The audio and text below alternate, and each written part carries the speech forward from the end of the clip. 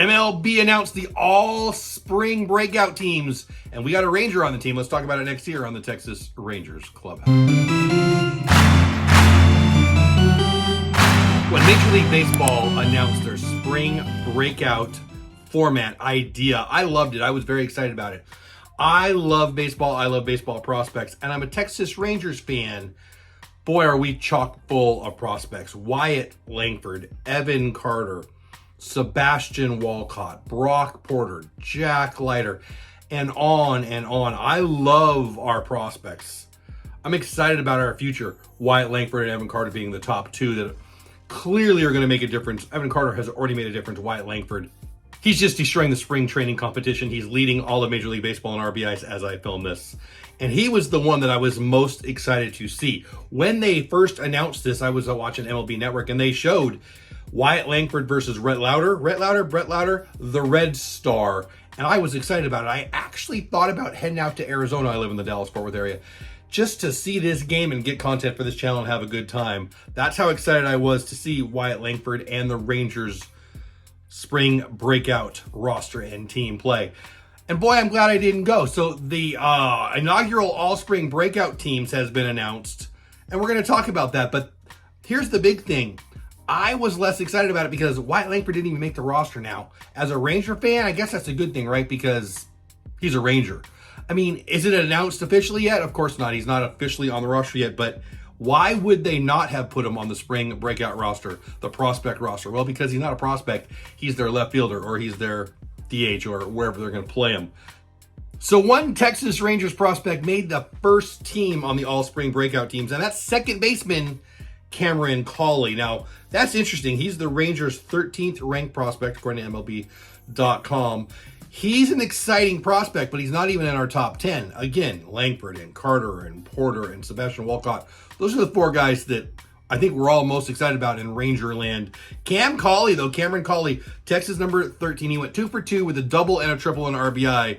And he was really the only thing to write home about on the Texas Rangers spring breakout game.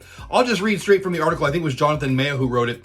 Cauley has been a standout among Rangers prospects this spring. He hit .375 in 16 Cactus League at-bats so far. And he carried that over into the Rangers game against the Reds. He drove in the club's lone run with a triple in the first inning, then doubled in his next at-bat. And that's really all we had. I'm really excited for Cameron Cauley. I don't know where he fits for us. Marcus Semion's not going anywhere. Corey Seager's not going anywhere. Josh Young is almost assuredly not going anywhere. Sebastian Walcott's a middle infielder. He might end up in the outfield. Justin Boskew's a middle infielder who might end up over at first base. We've got a plethora. Ooh, good word, Mom. Are you proud of me? Good word, plethora. Look it up, people. Of middle infielders, and we don't really need any. Where does Cameron Cauley go? He's probably going to be one of those guys who gets traded, frankly. You know, I don't know where he's going to fit, but 2 for 2, a triple, a double, and an RBI, and he was the standout for the Rangers in the spring breakout. Sebastian Walcott has looked amazing in the stuff I've seen in spring training. Evan Carter, he's already a major leaguer. I mean, he's going to be a rookie. He has a chance to be a rookie of the year, but he's already established, if you ask me. And Wyatt Langford, frankly, he's mashing through the spring training pitching, and we are really excited to see where he ends up in the lineup, let alone does he make the roster. Let's look at the rest of the first team, and you'll see there's no Rangers, but we'll talk about it. Kyle Teal, he's a catcher for Boston. He was the first team catcher. TJ Rumfield, the Yankees, he was not even one of their ranked prospects, but he made the first team. Jace Young, Detroit Tigers, third baseman. Yes, that's Josh Young's little brother. I'm excited about him. He's their number 4 prospect, and he looks good. Carlos Sanchez, shortstop. He's with Cincinnati. Not even a top 20 prospect. Outfielder Spencer Jones, number 2 prospect for the Yankees as an outfielder. Cedane Rafael, everybody loves this guy. Boston's number 4 prospect. He might get some play this year. He made the team. And Griffin Conine, yes, Jeff Conine's kid. Are you kidding me? Am I old enough for that? Griffin Conine, 2 for 3 with a home run, RBI, and he's with Miami. That's fun. DH was Xavier Isaac for Tampa Bay. He's the number 4. Pitcher Brock Selvage. He's a Yankee, not in one of their top 10. Justin Wroblewski, one of the top 20 prospects for the Dodgers. Jacob Mizzier. Can pitchers have a name I can pronounce? Jacob with an M, Milwaukee's number 2 prospect. I've never heard of him. And pitcher Tink Hence, number 2 prospect for the Cardinals. I'll be rooting for Tink Hence because I've got granddaughters, and that's pretty cool. And then Paul Skenes. Did you see Paul Skenes? He was filthy. 102, 101, 102, 101. The first 2 batters didn't have a chance. The third guy, I think he broke his bat. And then Rhett Lauder, who I mentioned before, the Reds' number 2 prospect, was the pitcher, the final pitcher on the roster. There's the second team. I'm not going to bore you with all of those. Nobody on the Texas Rangers.